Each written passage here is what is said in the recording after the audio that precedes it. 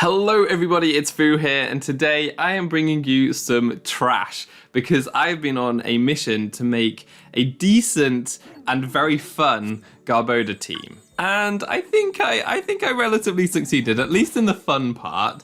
I guess I'll leave the judging of how good these teams are to you. But yeah, Garbodor is a really interesting Pokemon. I think it's kind of unfortunate with where it's at in terms of competitive Pokemon at the moment. It got a Gigantamax form in Sword and Shield, which is really cool. The design is awesome. There's all sorts of random junk in this Pokemon, including a Pokédoll, some Legos, and even a choo-choo train somewhere where it definitely shouldn't be. And with this Gigantamax form came its signature G-Max move, G-Max Malodor, which is based off Max Ooze. Max Ooze is a poison type max move which boosts your special attack. And instead of that, G-Max Malodor poisons both opponents, which is pretty cool. It's useful for Garbodor because Garbodor is a physical attacker, so getting a special attack boost doesn't really benefit it at all. Because getting a special attack boost could be super powerful for special attackers, the power of Max Ooze is actually capped at base 100, and most of your moves will be hitting for less than that, which kind of sucks. And it really sucks for G-Max Malodor because you keep the same cap, but you have this poisoning secondary effect, which definitely doesn't warrant a cap. Like, poisoning your opponents is not super broken. So it's such a shame that G-Max Malodor couldn't be like a super strong poison max move, because then Garbodor would have a niche in the only Pokemon actually having a strong poison type max move. Garbodor is a very mediocre Pokemon in terms of its stats, no stats above 100, everything very middling, so it could have really used a really great G-Max move. We don't get that, so I've been trying really hard, racking my brain to make this Pokemon as strong as possible, and so I want to show you some teams that I came up with, and I've got 3 support Pokemon options to show you. So I want you guys to let me know in the comment section below which of the 3 you prefer. We're going to start off with a team that I've affectionately called Garbopede, and you'll see why in a sec. So I thought I'd jump straight into a battle to show you what this team can do. So my opponent's going to lead with their Whimsicott and their Salamence, as I'm going to lead with Scolipede and Garbodor, hence the name. And yeah, I've got a shiny Garbodor. This was actually traded to me by one of my subscribers, so really appreciate that, and I finally got around to actually using it. So now I'm going to Dynamax my Garbodor. Obviously it's a Gigantamax form, you can see it in all of its majesty, and the opponent's obviously going to go for the Tailwind with their Whimsicott just to get that off, because that's what always happens. But I'll show you the support synergy with Scolipede, because this was my first plan. The Scolipede is like the first idea that I had. I really wanted to try out because I thought there was some interesting synergy here. My opponent goes for a Fire Fang, which misses. It wasn't a big deal. I do have Focus Sash on my Scolipede, so it wasn't a huge miss there. But you can see I go for the Earth Power and I double activate my Garbodor with its weak armor, dropping its defense, but doubling its speed, which is a huge speed boost. And I activate its weakness policy all in one. So I've just made my Garbodor super fast and a lot stronger. I wouldn't say super strong, but a lot stronger than it usually is. And so I can actually take out this Salamence with my G-Max Malodor, which is really nice on this first turn. So the Salamence goes down and I poison the Whimsicott to just deal a little bit more damage over time, which is very helpful. And you see Scolipede gets a speed boost here, so it can try to start matching the Garbodor's speed after the weak armor boost. Now my opponent brings in their Dragonite and they're going to Dynamax it straight away. So this is obviously their offensive Maxmon. I should still outspeed this though, because they got their Tailwind off, and though their Salamence outsped my Scolipede after the Tailwind, which was understandable, now I've got +2 speed on my Garbodor. I'm actually max speed Jolly, and it could be a speed tie with the Dragonite, but I think I should outspeed. Obviously Prankster Leech Seed goes first with Whimsicott, but I'm able to get the Max Malodor off. It doesn't do too much damage considering I'm at +2 attack, but the Dragonite probably had multi-scale. Considering it's a Dynamax Dragonite, it doesn't have to run Inner Focus to prevent flinching. But you see here, the secret tech on my Scolipede, and the reason why I wanted to use it was because of the gimmicky Venom Drench tech, which drops the opponent's attack, special attack, and speed if they're poisoned. So this move is really neat if you can poison the opponent's consistently, which Gmax Malodor definitely can help with there. And yeah, it's pretty good. Here it's mitigating the speed boosts that the Dragonite is trying to get with its max airstreams. I do obviously get a weak armor boost anyway, so that's not too much of a big deal. The issues I'm finding with Venom Drench though is that if the Garbodor goes down early game, then it's completely useless move slot. And also, if the opponent has poison type or steel type Pokemon, they can't be poisoned, so Venom Drench again is useless there. And also, there are a number of Pokemon with clear body ability which can't have their stats dropped anyway. And you have to be careful of things with Defiant or whatever, because you give them like an uber boost if you hit them with Venom Drench. So it's just a little bit too situational to be actually good, but it's really fun to play around with, because you can see here, like, I'm just completely neutering their Dragonite. It's got -2 attack, -2 special attack, and its speed is like not being boosted by its max airstream, so it's still at neutral speed despite going for 2 max airstreams. It is unfortunately able to knock out my Garbodor, because every time weak armor activated, I had -1 defense, so I get really frail really quickly, which isn't great for a Dynamax option. But I was able to do a really good amount of damage. I took out 2 Pokemon and I poisoned this Dragonite, so it's nicely damaged, and I'm able to drop its stats, which is pretty good. Now my opponent brings their Nihilego in, and I'm going to go into my horse, the Spectrier, and this turn I'm just going to go for a Protect to try to waste their final turn of Dynamax, and also to potentially catch like a Meteor Beam coming from the Nihilego, because if I can burn their Power Hub, then they can't go for Meteor Beam again, which would be very nice. And that's actually what we see here. I was thinking, they're probably going to target the Scolipede though, because it is super effective against that, so that's probably what we're going to see. The special attack rises, they do have the Power Herb, and fortunately they target into the horse, so that was a really nice Protect there. And I got another Venom Drench off, so after all the Venom Drenches, my Scolipede actually survived this max airstream, which is hilarious. And that just means another turn of poison for the Dragonite. With all my speed boosts as well, I'm able to outspeed everything. But yeah, the Leech Seed there is still on my Scolipede, which is kind of annoying. So the Dragonite is going to take a bit more poison damage. Their Tailwind finally runs out, and yeah, I've got my super fast Scolipede here with all the speed boosts. Also, their Dynamax runs out, which is really important, because that means I can start doing some real damage to this Dragonite. So now we go for an Earthquake. It doesn't affect the Dragonite. We do a little bit of damage to my Spectrier, but I assumed I'd be able to survive any one hit from the Nihilego. I wasn't expecting the Thunder, which was kind of scary. Fortunately, I don't get paralyzed, and I can go for a Hex here, and you can see some more synergy on this team, because Hex doubles in power if the opponent has a status effect, and obviously with the Gmax Malodor, I'm able to poison stuff, so you can get some really powerful Ghost-type moves going off with the Spectrier, which is very cool. So yeah, at this stage, I've just got a Grim Neigh, which is very nice. And though the Nihilego outspeeds me and I'm on really low health, I do also have a Milotic, so I'm pretty sure that I can wrap this one up because they can't KO both my Pokemon, and that one is a win.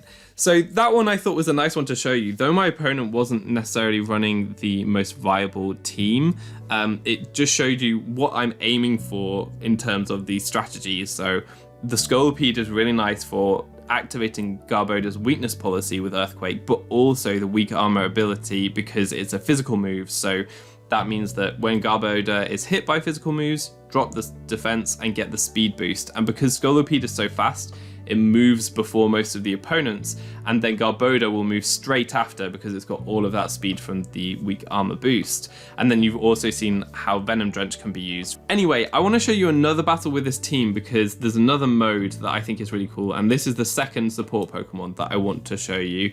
And I think that we can call this one maybe Trash Tier. I think that that's quite a fun moniker for it. The opponent's got a much more standard team here, and they lead with their Togekiss and Kartana, as I lead with my Spectrier and my Garbodor.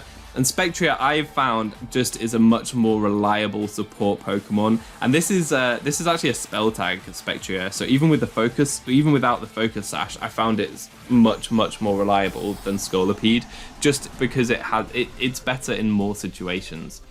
So my opponent's going to Dynamax their Kartana on the first turn, and I'm going to Dynamax my Garbodor because, you know, that's what we do here. We're trying to get those Gigantamax Garbodor wins, so we're going to do that. Seeing the Togekiss is really nice. I think the opponent also had Tapu Fini, so having the 2 fairies is obviously really nice because Garbodor like eats them for breakfast. And so we get the Gigantamax Garbodor off, and my Spectrier is going to be the fastest thing on the field here. So we're going to go for a Bulldoze, which is another way to activate my Garbodor. It's not as ideal as Earthquake because you drop speed, but you also potentially drop your opponent's speed, so it's not so bad. And Weak Armor gives you +2 speed, so you still get a net gain of speed rather than drop of speed. So it's still a good way of activating Garbodor, and Spectrier is just that bit faster than Scolipede on the first turn, plus it can't be faked out. All of these things are great, and it allows me to one-hit KO this Togekiss on the first turn. I was kind of expecting a Follow Me, but that didn't happen. They just get knocked out. Maybe they were going for a Yawn or something, I'm not sure. And you see here that they actually go for a Max Airstream. They're trying to get speed boosts, but little do they know that they are attacking into the speediest trash heap around, because we're going to get another Weak Armor boost, and now we're at +3 speed compared to their neutral speed, I guess, because they got the Bulldoze drop. So yeah, we're way faster than them. The issue is we've now got 2 defense drops, which is not great. So this turn I'm going to go for a Max Quake. Even after the Intimidate, we're at +1 attack, so it should be doing decent damage into the Incineroar, but unfortunately they have the Sugar Berry. You can see the damage here. It did over half, so it probably would have KO'd if they didn't have the Sugar Berry, but that's kind of just unfortunate. We don't get the KO there. We get a nice special defense boost, not too helpful in this immediate situation, but I am actually able to Will-O-Wisp the Kartana, and you can see here that the support from Spectrier is just really nice compared to the Scolipede. It's got a lot more options, and it does actually allow us to survive another Max Airstream, which is so good because it prevents the Kartana from getting a Beast Boost, and yeah, that's just so helpful. And it also gives us another Weak Armor, so now we're at -3 defense, which sucks. But we're at +5 speed, so hey, we are so fast, blisteringly fast. And the Incineroar goes for a Parting Shot here, so we're now at neutral attack.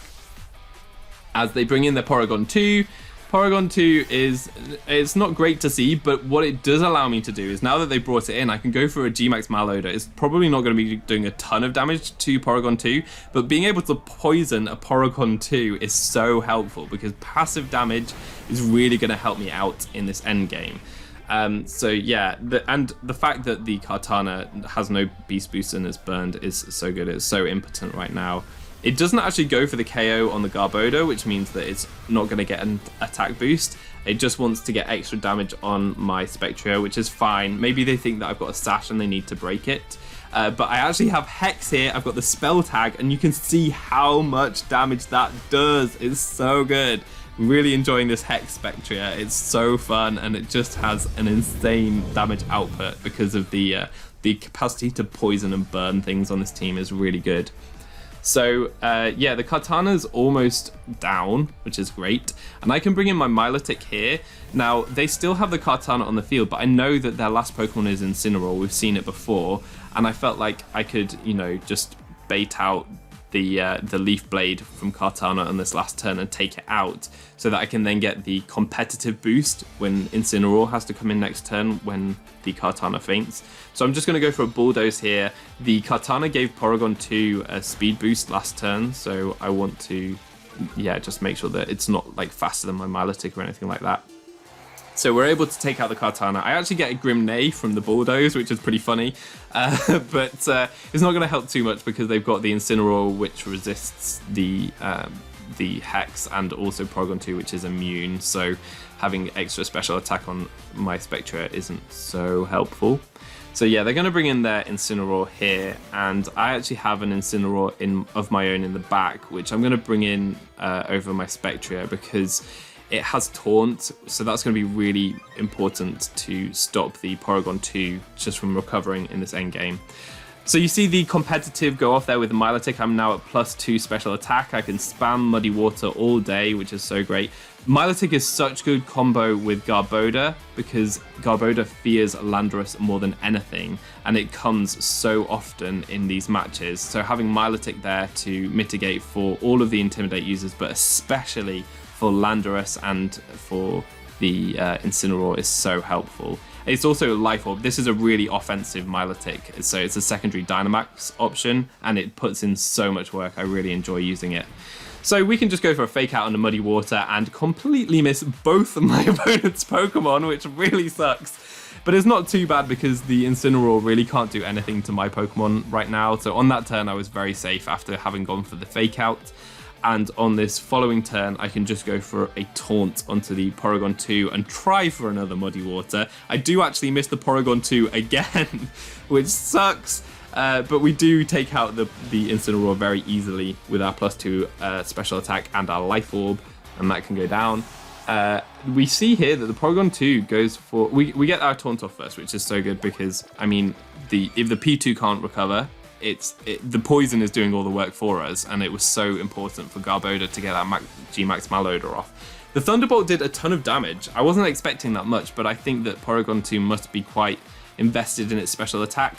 Right now, I've had enough of Muddy Water misses, so I'm just going to go for an Ice Beam. I know that'll hit, and at +2 special attack, we should be doing enough so that our Flare Blitz can KO at the end of this turn, and that is going to be that match.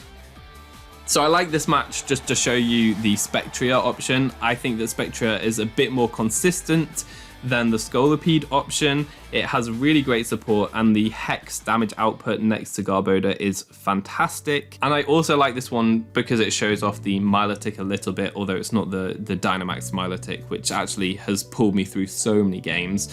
But yeah, that one was a really nice option. So you can compare how Scolipede and Spectrier performed in those different matches.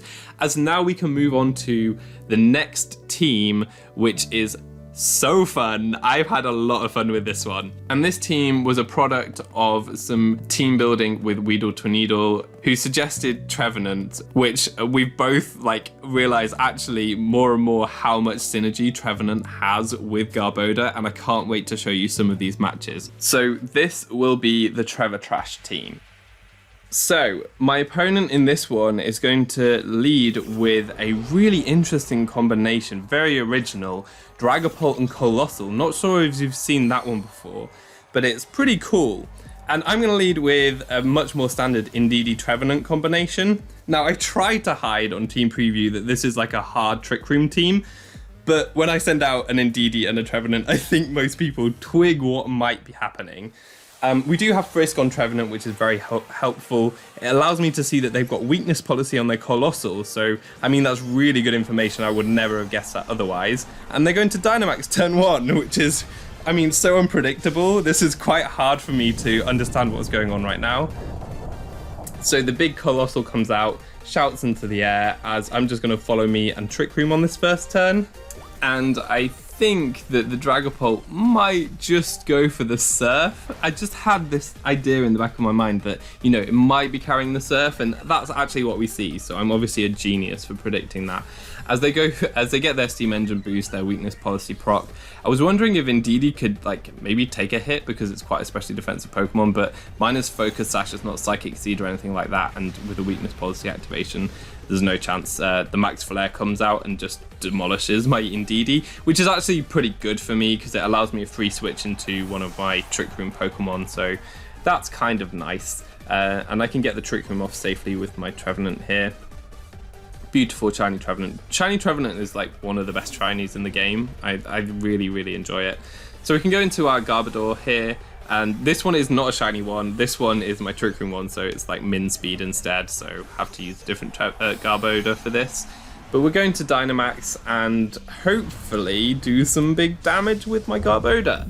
And yeah, with my Trevenant, you can see some of the support capabilities that it has and the synergy that it has with Garbodor. So first off, we're just going to go for a Bulldoze here to activate the Garbodor. Again, we're dropping speed, but we're a Trick Room team this time, so that's actually beneficial if anything. And we can get our weakness policy activation there. You need weakness policy with Garbodor because it just doesn't have high enough damage output any other way. I kind of predicted them to ally switch this turn, so I actually targeted into the Dragapult slot. That didn't happen, but it's not too bad because I get a special defense boost anyway, so I can take any hit that comes from the Colossal much better. And also it means that I don't have to worry about ally switch in any of the next turns either, so I thought that that was actually not a bad turn for me at all. They do get their Volcalith off though, which means that the Hot Coals are going to be on the field damaging my Pokemon every turn. But because they didn't go for Max Flare, they don't get the KO on Trevenant because I got the special defense boost. So that's really good for me. Yeah, I think even without the special defense boost, my Trevenant might have survived. Probably not, well, definitely not after the rocks. But yeah, that was really nice survival for Trevenant after the +1 special defense. Now Rillaboom comes in, which isn't really a threat at all. Physical attackers don't worry my Garbodor so much on this team because obviously I don't have weak armor. I don't want to boost my speed, so I have a different ability. I'm going to take out the Colossal here with another Max Quake, and we can get another special defense boost on my Pokemon. And yeah, the Rillaboom, it's just not threatening me much at all. So Trevenant, instead of like doing anything weird, we're just going to go straight for a Will-O-Wisp into the Rillaboom to reduce its damage output, which is very helpful. So the ability that I do have on my Garbodor is actually Stench, which is like a really fun idea because you can flinch stuff when you attack them, even with your max moves. But the issue is with this team, like to flinch something, they can't be a Dynamax Pokemon, and a lot of the time you are attacking their Dynamax Pokemon. Or you're just going to KO them straight away if you're not attacking their Dynamax Pokemon because this is a weakness policy Garbodor. So it's very rare that you will actually get a Stench activation because if you have to be attacking a non-Dynamax Pokemon, they have to survive, and then you have to get the 10% activation. So I actually haven't flinched anything with this thing yet, which is kind of annoying. So anyway, now this turn I'm just going to go for the Gmax Malodor into the Rillaboom. It allows me to poison the Urshifu next to it as well, so I can break a potential Focus Sash on that, which is very cool. So Gmax Malodor actually coming in clutch here. I went for a Forest Curse into the Urshifu. You'll see a bit more of the synergy around Forest Curse in the next battles. It's such a fun move, and I've enjoyed it, using it so much. But I make a mistake here, because if I had Forest Cursed into my Garbodor, I could have given it the Grass typing, which would mean that it would resist Urshifu's Water type moves. It already resists the Fighting type moves because of the Poison typing, and that would mean that like Urshifu couldn't do anything to my Garbodor. Like even if it had like a crit Aqua Jet, I would have resisted it if I was Grass type, so that would have been really, really cool. But yeah, my opponent doesn't stand a chance because I have the Seed Bomb in the grassy terrain, which is really nice. So for a bit of background about Trevenant, one of the reasons that we initially considered it a good Pokemon for combination with Garbodor is that it gets Venom Drench, but actually looking into it further, like I found that Venom Drench anyway, even with Gmax Malodor, is not a great move, especially on a Trick Room team though, because it drops the opponent's speed, so you actually make them faster in Trick Room, and that's not what you want to do. So I replaced Venom Drench on this moveset pretty quickly and gave it Will-O-Wisp instead, and that's why you're seeing Will-O-Wisp on this set now. But I really need to show you the potential for one specific move, which is Forest Curse. This move is so cool, and I can't wait to show you some of these other replays where it does some real work. So let's get into the next battle. So here my opponent's going to send out their Pokemon. They're leading with Nihilego and Indeedee, which is an interesting combination to be fair. And I lead with Trevenant and Indeedee. And I do Frisk, which is very helpful. I think the Indeedee has Psychic Surge first. My Indeedee goes first though with its ability, so it probably is faster. I do have a little bit of speed on my Indeedee, so it seems to be a little bit faster than the opponent's Indeedee. But they have the Psychic Seed, so they get a special defense boost. Not too worrying for my physical attacking Garbodor. But they have a Life Orb on their Nihilego, which is kind of unconventional because you see most of them carrying Power Herb Meteor Beam at the moment. But then they Dynamax it turn 1, so that makes a lot more sense. If they just want to get extreme power from turn 1 from the Nihilego, then having the Life Orb makes more sense. So they're just going to Dynamax and do presumably a lot of damage right here, especially because they Helping Hand. At first, I wasn't sure whether I wanted to follow me with my Indeedee. I thought that, especially defensive Trevenant, it might be able to live some of the special attacks coming at it, but I'm glad that I did, because this takes my Indeedee down to its Focus Sash. Very good that I'm Focus Sash here, because it prevents the Nihilego from getting a Beast Boost, and I will go down after the Sandstorm damage at the end of the turn, and that will let me bring in my my Trick Room Sweeper safely. So that was not a bad turn of events right there. So yeah, I get the Sandstorm chip, and the Indeedee will go down, and then I can bring in my Garbodor. So it was an interesting Life Orb Nihilego, though. I haven't seen that so much at the moment, but Dynamax Nihilego is very scary. It's just got such a high special attack stat. So now I can bring in my Garbodor, and I can Dynamax it, and then obviously Trevenant can activate it with the Bulldoze, and we can get some weakness policy going on, and we can then start to do some real damage. Now, I wanted to attack into the Nihilego, but I was worried that maybe the Follow Me would come out on the Indeedee, and I wasn't sure if I would KO it then, but thanks to the Sandstorm damage and Bulldoze, and I have my +2 attack, I thought a Max Quake probably would KO Indeedee even if it went for the Follow Me, but I did decide to target into the Nihilego in case it didn't, because obviously Nihilego is more of a threat right now, and they turn out not to go for Follow Me, so I just go for the Max Quake straight into the Nihilego, 4 times super effective, +2 attack. I'm going to take down that Nihilego, and what's neat about this is that we get the special defense boost either way, so regardless of what I attack that turn, I would get the special defense boost and would hopefully be able to hit whatever. I would be able to live whatever attack the opponent's going for. They're going for the Expanding Force. It's super effective against Garbodor, but because I'm Dynamax or Gigantamax, and because I have the special defense boost, I can eat that up really nicely and be in a pretty good position here, because now they've lost their Dynamax, I've still got 2 more turns of mine, and we've got all of the turns of Trick Room and everything. This is looking pretty good. So this turn I go for a Max Quake into the Indeedee, again wanting another special defense boost because they brought out another special attacker, and because Rotom, I wasn't sure if I would take it out with the Max Malodor. That's really the only thing that I can hit it with. So I decided to go for the Max Quake into the Indeedee instead, and in this turn I can go for the Forest Curse, turn this Rotom into a Fire Electric Grass type, which is some crazy typing right there. But it does mean that it will then be weak to my Max Malodor the following turn, and that will definitely KO it. +2 attack with the super effective hit, that will be able to KO the Rotom. So that was a really nice use of the Forest Curse, and just showing you why it's such cool synergy with this with the Garbodor. I think it's really fun to use, because you can use it that way, or you can give your Garbodor the grass typing, and Garbodor has Seed Bomb, and which obviously turns into Max Overgrowth, and therefore you can give it same type attack bonus on its Max Overgrowth, basically turning it into a Venusaur, I guess, because you've got the grass, poison, ground coverage which Venusaur has. So it's basically like a really trashy Venusaur. I think that's an appropriate comparison. Anyway, I'm able to burn another Kartana. It's always fun burning Kartana.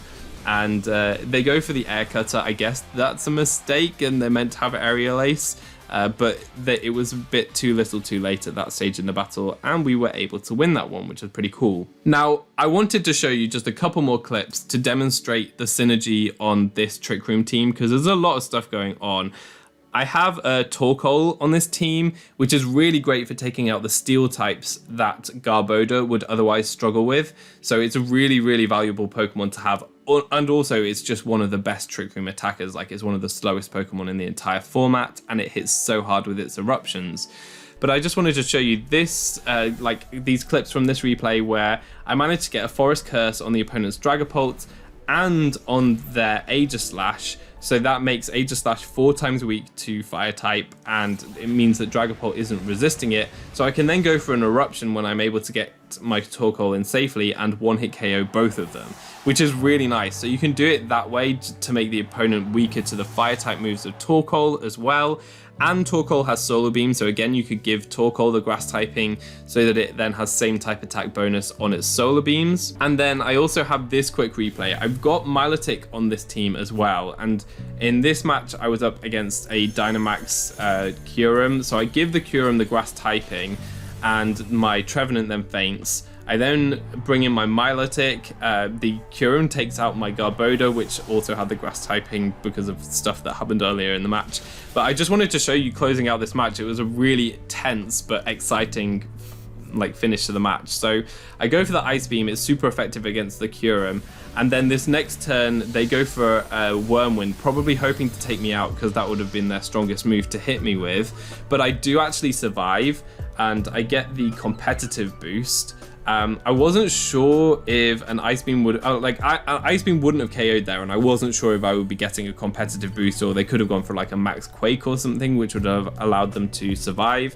But they go for the Whirlwind. I go for a Recover and get back to a really nice amount of HP, as they lose their Dynamax, and now I just have to survive one hit. Turns out it's an Outrage, which is scary because it hits me on my weaker defense rather than my special defense, but I just about survive. I can go for another Ice Beam at +2, super effective because of the added grass typing. I'm able to take out the Kyurem, and that was such a clutch win. So I've been loving Trevenant because it is such a technical, cool Pokemon with that Forest Curse. It's so fun to use. So those are the 3 support Pokemon that I settled on, were kind of interesting to use with Garbodor. So yeah, let me know in the comments what you thought. If you enjoyed the video, please leave a like and subscribe for more content like this. Ding the bell because I don't have a regular upload schedule, so if you don't want to miss a video, make sure that you get notifications. And also follow me on Twitter at SJA900.